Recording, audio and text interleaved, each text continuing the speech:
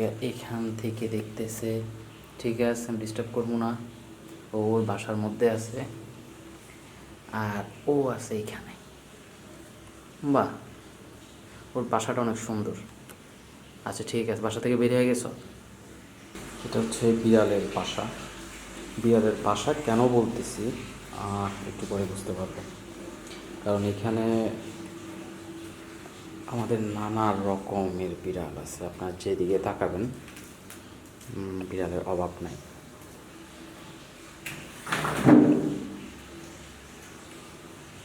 এই যে একজন দেখছেন, ও খুব ভাব নিয়ে বসে আছে। তোরা কি দেখতেছো? আমি যে ওর সাথে কথা বলতেছি এটা দেখতেছো? পিচ্ছে একজন, তুই কোত্থেকে বের হইলি? দেখেন আরগুলা লুকায় লুকায় আমাদেরকে দেখতেছে। ওরা কথা বলতেছে।